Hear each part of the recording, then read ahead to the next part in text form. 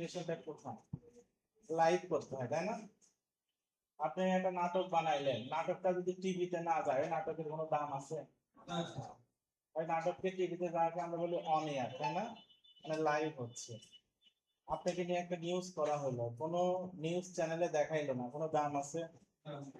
ওটাকে দেখাইলে তখন মানুষ আপনাকে চিনলো যে হ্যাঁ একজন প্রতিভাবান ছেলে।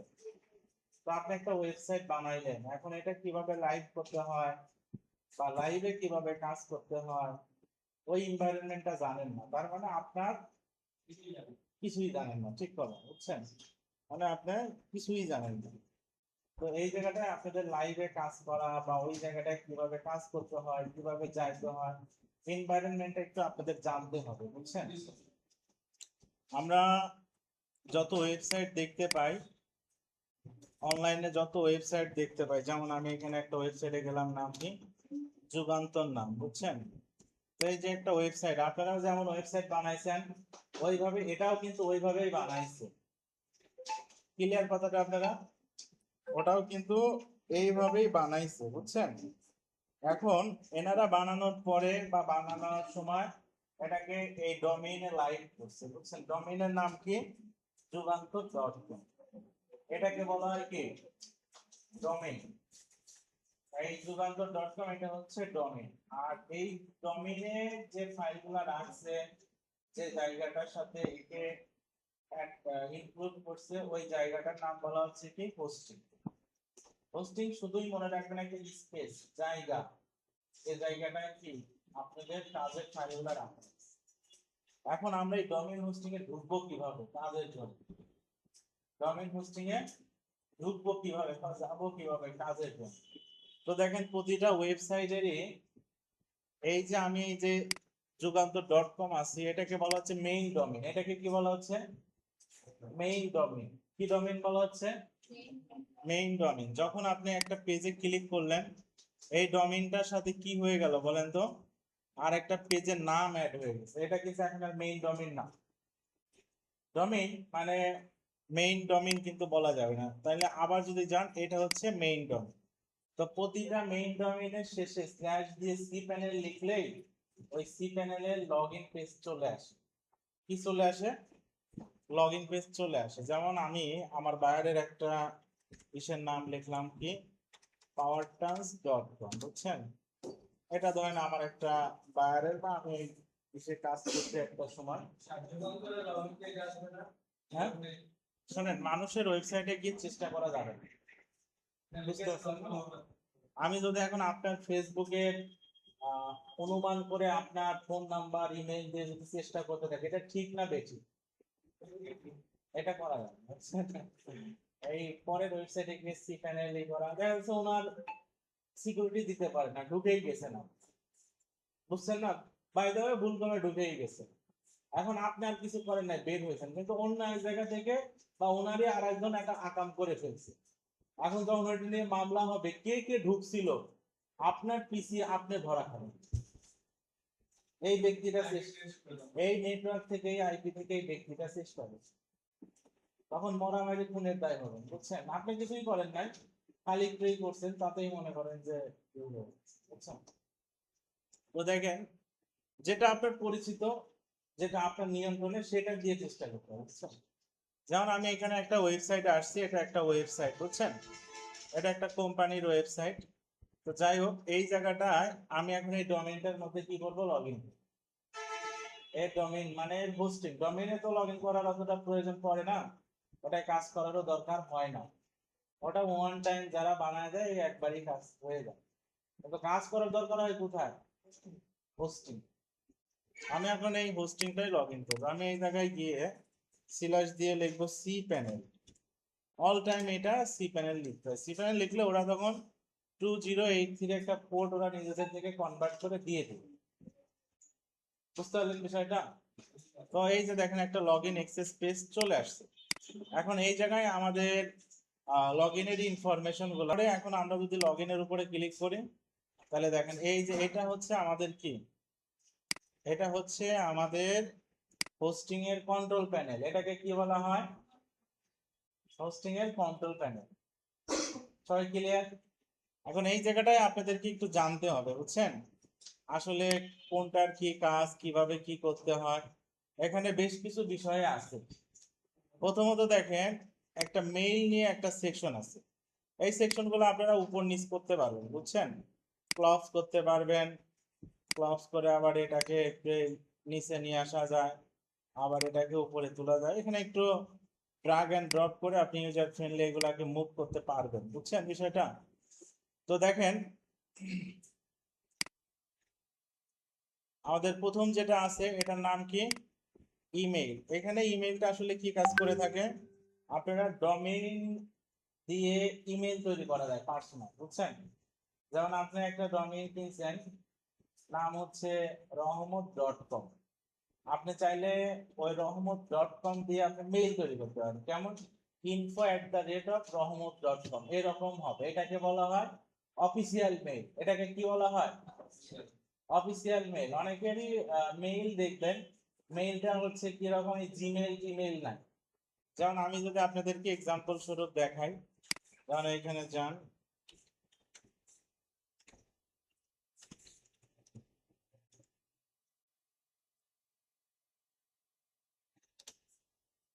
যেমন আমি একটা ইউনিভার্সিটির এসে যাচ্ছি। তো দেখেন এনাদের কন্ট্যাক্টে যদি আপনি যান, তো দেখেন এনাদের কিছু মেইল যদি আমি আপনাদেরকে দেখাই।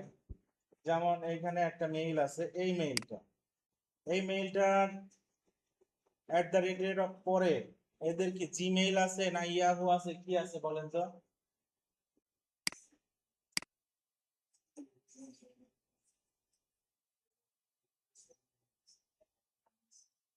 অর্থাৎ এই যে দেখেন, এই যে মেইল গুলা দেখেন, এই মেইল গুলার পরে যেটা দিছে এটা কিন্তু ডোমেইন নেম, এই যে hstu.ac.in।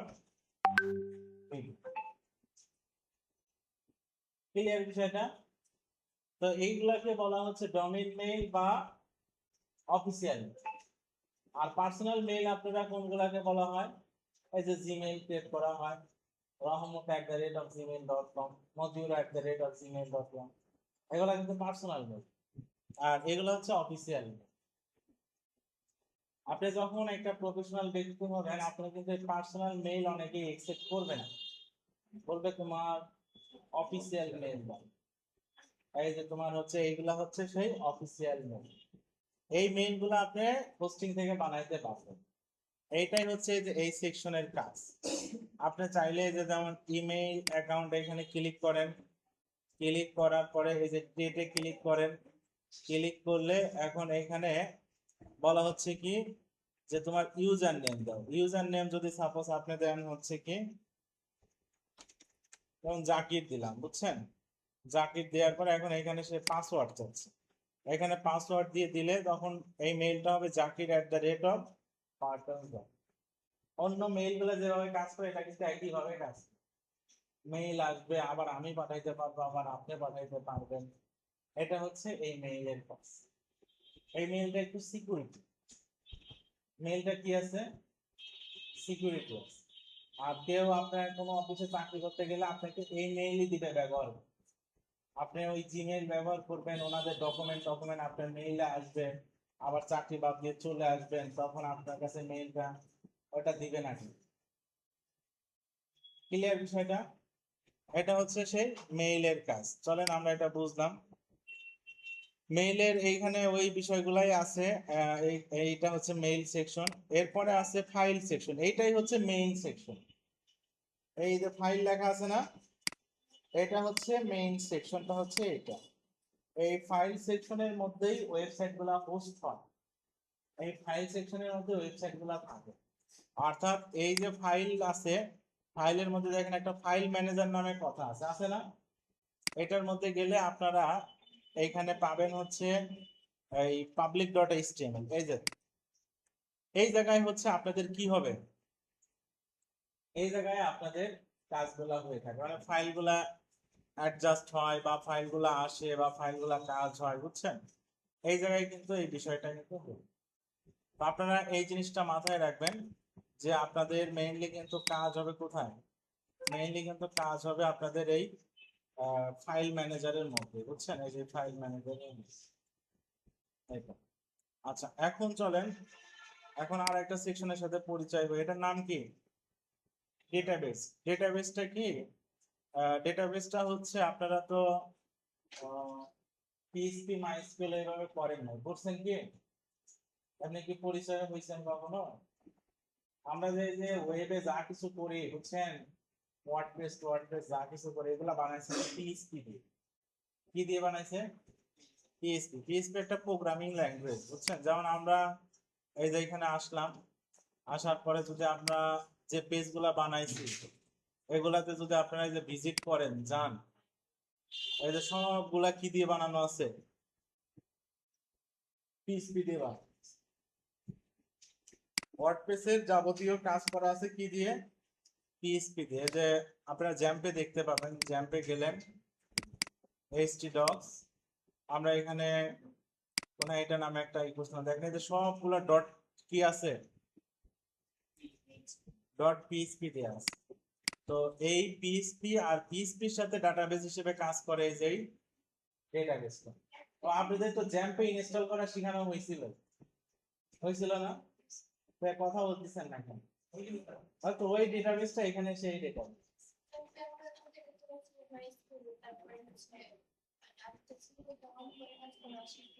হ্যাঁ, তো দেখেন এইখানে এই যে আমরা যদি এই যে পিএইচপি মাই অ্যাডমিন এটাই যদি ক্লিক করি, আমরা ওইখানে যেরকম ডেটাবেস দেখতে পাচ্ছি এখানেও যেরকম ডেটাবেস দেখতে পাচ্ছেন না? কিন্তু এইখানে আবার কি, এইখানে আবার আপনি এইখান থেকে আপনি ডাইরেক্ট ডাটাবেস বানাইতে পারবেন না। এখানে আবার ওই সিস্টেম নাই, মানে জ্যাম্পে যেরকম ডাইরেক্ট ডেটাবেস বানাচ্ছিলেন না নাম দিয়ে, এখানে একটু ঘুরায় পেঁচায় বানাইতে হয়, অনেকটা ওই রকমই। এখানে একটু আপনাকে কিন্তু একটু ঘুরায় পেঁচায় কিন্তু ডেটাবেসটা বানাইতে হবে বুঝছেন। তো এটা হচ্ছে এই জায়গাকার কাজ, এটা হলো ডেটাবেস। এটা আপনারা মাথায় রাখবেন যে এটা হচ্ছে ডেটাবেস। এখানে হচ্ছে এই জায়গায় আপনাকে নিউ ডেটাবেস নাম দিতে হবে, নাম দেওয়ার পরে ক্রিয়েট করতে হবে, এরপরে ইউজার নেম ক্রিয়েট করতে হবে, এরপর ওই দুটাকে ম্যাচ করায় দিতে হবে, তাইলেই ডেটাবেস হবে বুঝছেন। তো যেহেতু আমাদের লাগতেছে না, আমি জাস্ট একটু কথা বলে রাখলাম, বানাইলাম না, এটাকে আমি আটকায় দিলাম এখানে। দেখেন এর আগে যে ডেটাবেস গুলা বানাইছি এগুলা। এরপরে আছে ডোমেইন। এই যে ডোমেইন সেকশনটা, এটা কিন্তু একটু ইম্পর্টেন্ট সেকশন বুঝছেন। ডোমেইন যে সেকশনটা এটা ইম্পর্টেন্ট সেকশন। ডোমেইনটা আসলে ডোমেইন কিন্তু অনেক ধরনের ডোমেইন আছে বুঝছেন। কারণ আপনি বললেন এটা অনেক ধরনের ডোমেইন, এই ডোমেইন গুলার আসলে এই ধরনটা কিন্তু বলা হচ্ছে কি যে আপনার ব্যবসাটা কি ধরনের। যেমন আপনার ব্যবসা হচ্ছে সাপোজ আপনি ই কমার্স টাইপের ব্যবসা করেন, ডট কম দিলেই হয়ে যাচ্ছে। আপনি স্পেসিফিক বাংলাদেশকে আপনার ডোমেইনে তুলে ধরতে আছেন, তাহলে ডট বিডি নিতে হবে। ডট কম ডট বিডি এই ডোমেইন গুলো বিটিসিএল বিক্রি করে থাকে। কারা বিক্রি করে? বিটিসিএল। বিটিসিএল তো বোঝেন, বাংলাদেশ টেলিকম কমিশন লিমিটেড, এরকম একটা এরা হচ্ছে বিক্রি করে থাকে ডট কম ডট বিডি। আপনি যদি একটু অর্গানাইজেশন টাইপ হয়, যে সাপোজ চাপাইতে আপনারা ইয়ং ছেলেমেয়েরা একটা স্পোর্টস ক্লাব তৈরি করছেন যেখানে খেলাধুলা হয়, তাহলে আপনার ওটা অর্গান ডট ও আর জি দিতে পারেন। বুঝতে পারলেন বিষয়টা? ডট ও আর জি আপনি দিতে পারেন। এরপরে আপনি কি করতেছেন, আপনি অনলাইনে এজেন্সি করছেন বিজনেসের জন্য। কি বিজনেস করেন? ক্লিপিং পাব, ব্যাকগ্রাউন্ড রিমুভ করে থাকেন, তাইলে আপনি ডট কম দিতে পারেন, অথবা ডট কম দিতে না পারে ডট নেটও দিতে পারেন। বুঝতে পারছেন? এরপরে আপনার প্র্যাকটিস পারপাসে একটা ডোমেইন কিনতে চান, কাউকে দেখানোর দরকার নাই, নিজে প্র্যাকটিস করার জন্য, তাহলে dot online dot X Y Z, মানে এলোমেলো দেওয়া যায় আর কি, ওটার সমস্যা নাই, দাম কম পাওয়া যায় তাহলে। এরকম কিছু পারপাস আছে বুঝছেন। এই হচ্ছে ডোমেইনের প্রকার। আর এই জায়গায় ডোমেইনে আর একটা কথা আছে, সাবডোমেইন। কি আছে? সাবডোমেইন নামে একটা কথা আছে। সাবডোমেইন জিনিসটাকে আপনারা প্রতিনিয়ত দেখে থাকেন। যেমন আপনি যদি এখানে লেখেন কি গুগল ট্রান্সলেট, এই যে আমি গুগল ট্রান্সলেটে গেলাম, গুগল ট্রান্সলেটে গেলে দেখেন ওনাদের যে ডোমেইনটা, এটাও কিন্তু একটা ডোমেইন গুগল, এটাও কিন্তু একটা ওয়েবসাইট। এনাদের ডোমেইনটা কি আছে বলেন তো? translate.google.com, মেইনলি ওদের ওয়েবসাইট হচ্ছে google.com। আর সেই জায়গায় ওনাদের এইখানে অ্যাড হয়েছে কি translate.google.com। এই যে translate ডট, এটাই হলো গুগলের সাবডোমেইন। এখন আপনারা 5 জন মিলে একটা ডোমেইন হোস্টিং কিনছেন, আর 5 জনে কি এক জায়গায় প্র্যাকটিস করা সম্ভব? একটা ওয়েবসাইটে কি 5 জন দেখাইতে পারবেন? সেক্ষেত্রে আপনি কি করলেন, যে আপনারা 5 জন মিলে যেটা কিনছেন, সাপোজ ওইটার নাম হচ্ছে কি, ওইটার নাম abcd.com সাপোজ ধরে। এখন এটা কি বললেন যে আসলে আমরা 5 জন মিলে আমরা আলাদা আলাদা নাম দিয়ে ভাগ করে নেব, তাহলে আপনি এইভাবে matiur.abcd.com, তাহলে ওইটা আপনি রহমত ডট, হ্যাঁ রহমত.abcd.com, তাহলে এটা রহমত হয়। শাকিল.abcd.com, তাহলে এটা শাকিল হয়। বুঝছেন? একটাই কিন্তু abcd.com একটাই হচ্ছে মেইন। এটা হলো আপনারা ভাগ করে নিলেন। ধরেন এই রুমটা আপনারা ভাড়া নিছেন, এখন এই একবারে ফাঁকা জায়গায় তো থাকা যায় না, থাকা যায় কি?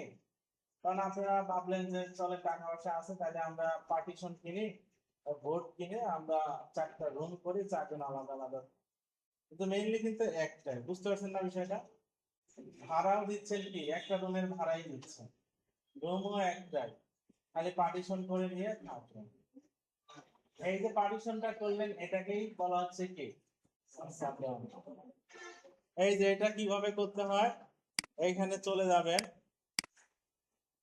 এই যে ডোমেইনের উপরে ক্লিক করবেন, ডোমেইনের উপরে ক্লিক করলে এই যে ক্রিয়েট নিউ ডোমেইন, বুঝছেন?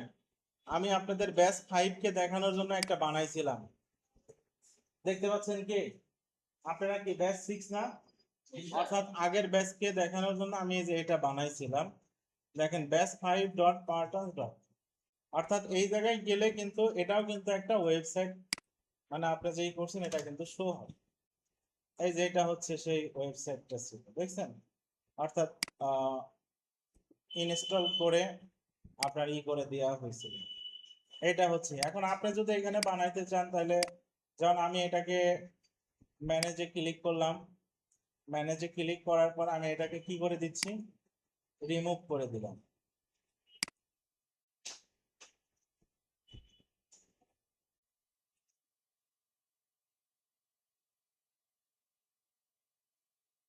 একটু সময় নেবে, তাহলে দেখেন কি হয়ে গেল, রিমুভ হয়ে গেল। বুঝতে পারছেন? এখন ক্রিয়েট নিউ ডোমেইনে ক্লিক করেন, ক্লিক করার পরে ও বলছে যে তুমি তোমার নামটা দাও।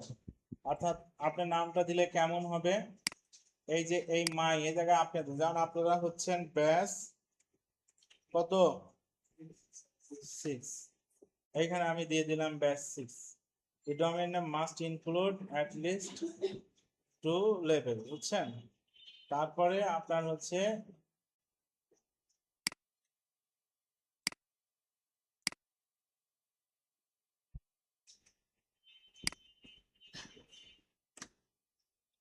তাহলে আপনার এখন ডোমেইনটা হবে কি, এই যে এরকম হবে। ক্লিক, খেয়াল করলেন সবাই? এখন আপনারা সাবমিট এন্ড ক্রিয়েট অথর দরকার নাই, আপনারা ডিরেক্ট সাবমিট করেন। সাবমিট করার পরে এখন আপনারা চলে যান আপনাদের ডোমেইনে, একটু কাজ হচ্ছে হয়নি। এই যে দেখেন আপনাদের batch6.partons.com তৈরি হয়ে গেছে না? এখন আপনারা যদি এটার উপরে ক্লিক করেন, তাহলে দেখেন এই যে এখানে আপনার চলে আসবে।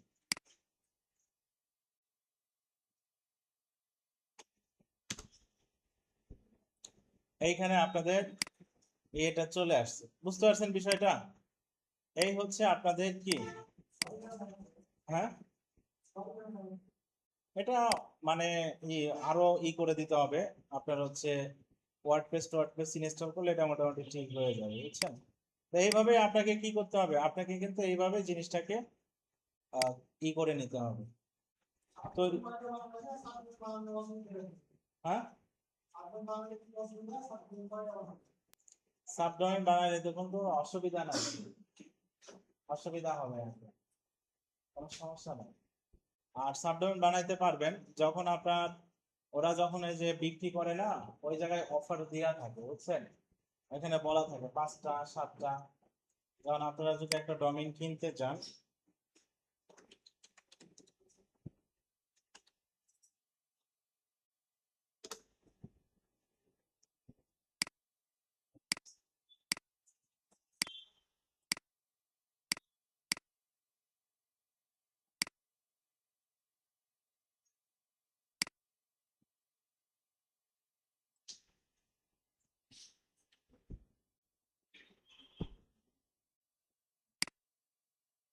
এই যে বিটিসিএল দেখছেন, এই যে দেখেন, এই যে এটা হলো বিটিসিএল, কোনটায় কেমন টাকা পয়সা লাগতে পারে, কিভাবে কি।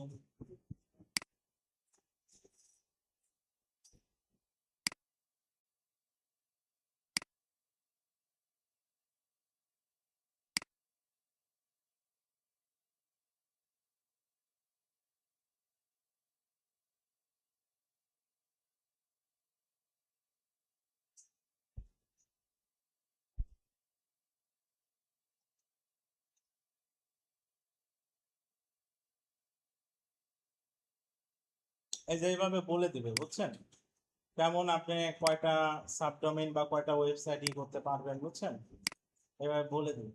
5-6টার উপরে হয়ে যায়, সমস্যা হয়, বুঝছেন।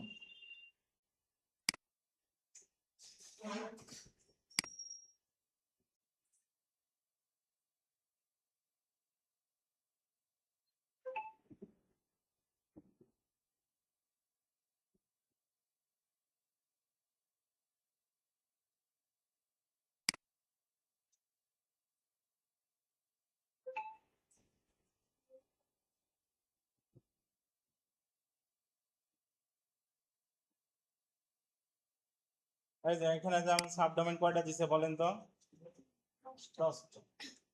এইভাবে দিয়ে দিবে, বুঝছেন। এটা আমি আপনি কখনোই ফিক্স করে বলতে পারবো না। যারা বিক্রি করে, ওরা বিক্রি করে, ওদের সাথে কথা বলে যে আমাকে কয়টা দিবেন। যেমন এনার যেটা আছে 2 GB দিবে, এটা হচ্ছে আপনার পার ইয়ার, বুঝছেন, 1895 টাকা পড়বে। আবার এরা সাবডোমেইন দিবে কয়টা, 20টা।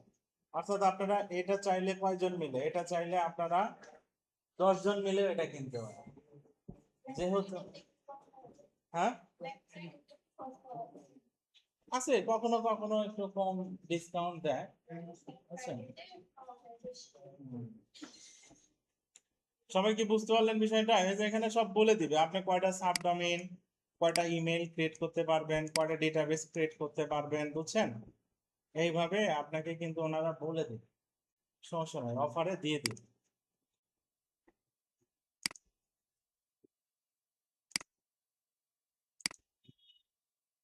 আর এটা হলো বিটিসিএল এর, এনাদের সাথে যোগাযোগ করলে আপনারা এনাদের থেকেও নিতে পারবেন। এনারা যেমন বলে dot BD second level start form 1200 টাকা থেকে start, shortest domain name available domain Bangladesh identity, এটা। তারপরে ডট বিডি থার্ড লেভেল, বুঝছেন, প্রিমিয়াম ডোমেইন 20,000 টাকাও কি আছে, দাম আছে। কার জন্য? স্কুলের জন্য, আইএসপি, আনলিমিটেড সাবডোমেইন, দেখছেন, আনলিমিটেড সাবডোমেইন ক্রিয়েট করতে পারবেন, বুঝছেন। এটার জন্য, এটার জন্য এইটার জন্য আপনার 20,000 টাকা দেখেন দাম আছে। আবার আপনার হচ্ছে ডট বাংলা ডোমেইন, বুঝছেন, এটা মানে আপনি চাচ্ছেন যে বাংলাই হবে, লেখা হবে, হ্যাঁ। হুম।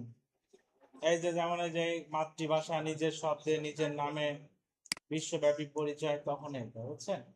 তো এরকম বেশ কিছুই আছে।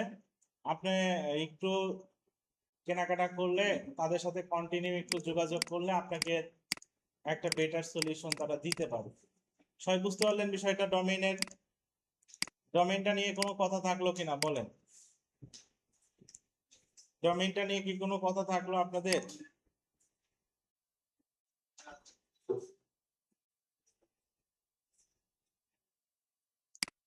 আচ্ছা, আমাদের ডোমেইনটা ক্রিয়েট হয়ে গেল। এখন আছে হচ্ছে কি আছে, ম্যাট্রিক্স। এটা আসলে দরকার নাই, এটা নিয়ে এটা কখনো আমারও কোনো কাজে পড়ে নাই, এটা লাগবে না, এটা দরকার নাই। সিকিউরিটিটা আপনারা করতে পারেন। সিকিউরিটিটা এসএসএল, যেহেতু ওয়ার্ডপ্রেস আছে এসএসএল এর সার্টিফিকেট আছে। যেমন আমরা একটা যদি যাই যে এখানে দেখেন নট সিকিউরড একটা কথা দেখাচ্ছে না, নট সিকিউরড। তো এইসব ক্ষেত্রে আপনার কি হয় যে আমরা ওয়ার্ডপ্রেস একটা প্লাগইন ইনস্টল করলে এটা সলিউশন হয়। আবার যারা ডোমেইন হোস্টিং দেয় ওনাদেরকে অল্প কিছু টাকা বাড়ায় দিলে এই জায়গায় আর নট সিকিউরড দেখাবে না, তখন ওনারা এটাকে সেফটি করে দেয়।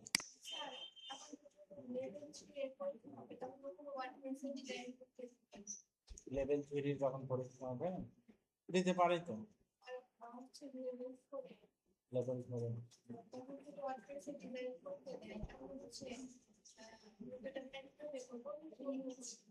প্যান্থিয়নেই করতে পারবে, সমস্যা নেই। প্যান্থিয়ন, আচ্ছা। এরপর দেখেন একটা সফটওয়্যার সেকশন আছে। এই সফটওয়্যার সেকশনটার কাজ হচ্ছে কি আপনার যে যে ল্যাঙ্গুয়েজ গুলো সাধারণত ব্যবহার করা হয় ওইগুলো এই জায়গাটায় আছে। যেমন এই যে ওয়ার্ডপ্রেস আছে, ওয়ার্ডপ্রেসটা থাকার এখানে কারণ হলো আপনি এখানে চাইলে দেখেন, আমি দেখাই দিচ্ছি। আমি যদি এই ওয়ার্ডপ্রেসটাকে এখন ক্লিক করি, ক্লিক করার পরে এখন আমরা চাইলে এই জায়গা থেকে দেখেন সহজেই আমরা কি করতে পারবো, ওয়ার্ডপ্রেসটাকে ইনস্টল করে নিতে পারবো, বুঝছেন? যেটাই আমাদের প্রয়োজন হয়, যেটাই আমাদের প্রয়োজন হয়, আমরা যেটা বানাইলাম ওটা এখানে আসে নাই।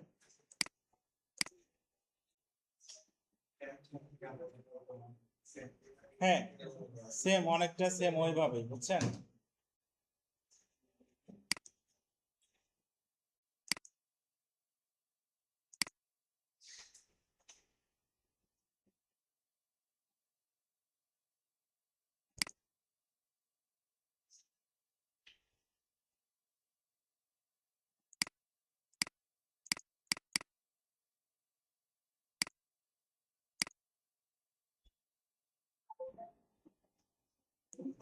পিএইচপির ভার্সন আছে, ধরেন যে সিলেক্ট পিএইচপির ভার্সন।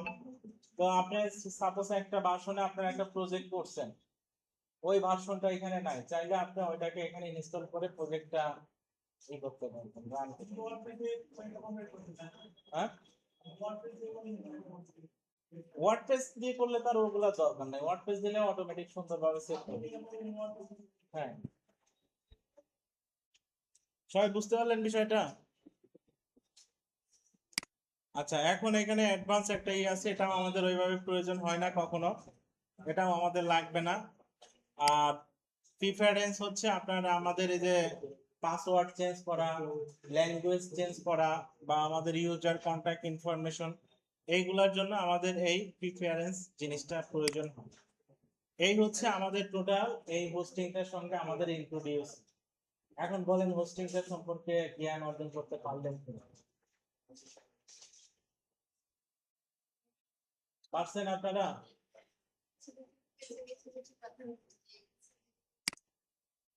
একদিনে তো আপনার দেখা যাচ্ছে যে কতটা করতে পারবেন, বুঝছেন?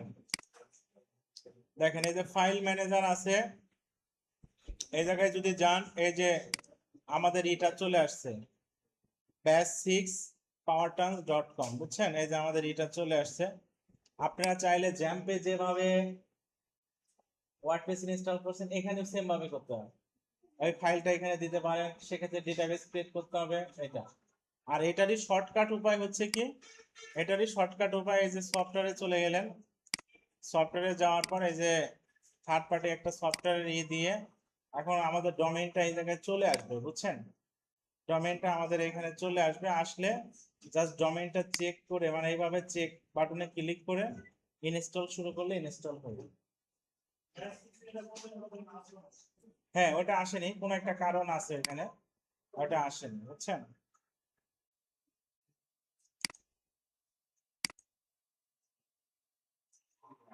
এইটাই হচ্ছে আপনাদের ডোমেইন হোস্টিং এর সঙ্গে ইন্ট্রোডিউসিং।